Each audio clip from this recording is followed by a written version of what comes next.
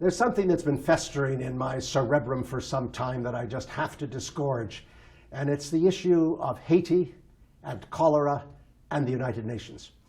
You will recall, I'm sure, that cholera was introduced into Haiti towards the end of 2010, many months after the horrible earthquake.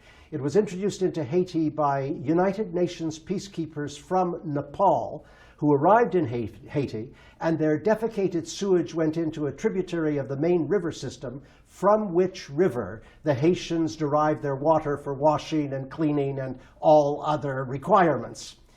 Now, in the course of that, naturally, a cholera epidemic emerged and convulsed the country. From that day to this, there have now been estimated a minimum of over 9,000 people dead and 750,000 who have acquired cholera along the way. It's an absolute nightmare. And every single scientific study, every review of the situation that's been made shows that the cholera was introduced by the Nepalese peacekeepers who carried a similar strain of cholera with them from Nepal. And everyone understands that, and behind the scenes, even the United Nations recognizes it, but they refuse to acknowledge it, and they hide behind, in this instance, the repugnant principle of immunity.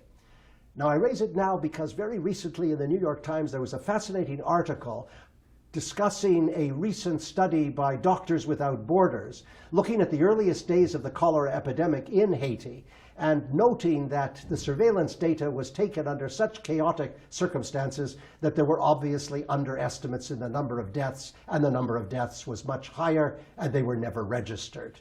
And then on top of that, you have a fascinating mathematical model study of unassailable substance developed by the Yale Law School and the Yale School of Public Health, showing that if the United Nations had used medical and related interventions at the time when the peacekeepers left for Haiti, and indeed use it in analogous situations today, the incidence of cholera would be dramatically reduced.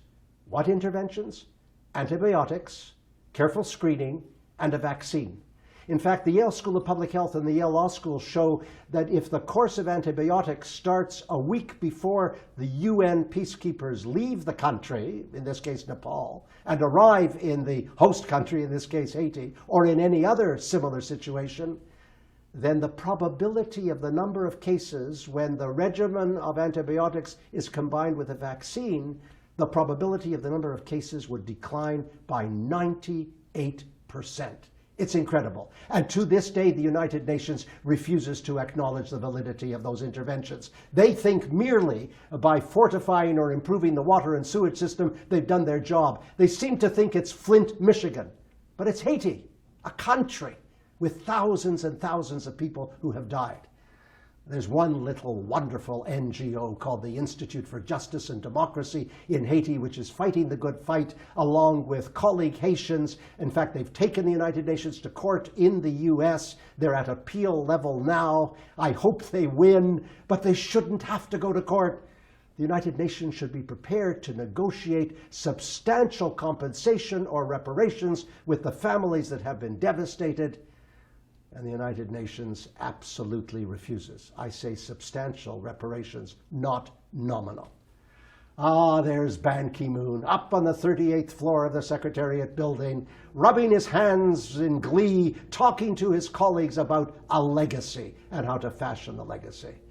Well, that legacy will be infinitely scarred by what's happened in Haiti and cholera. In fact, where Haiti and cholera are concerned, the legacy of the Secretary General is one of moral turpitude. That was last week. I'm Stephen Lewis.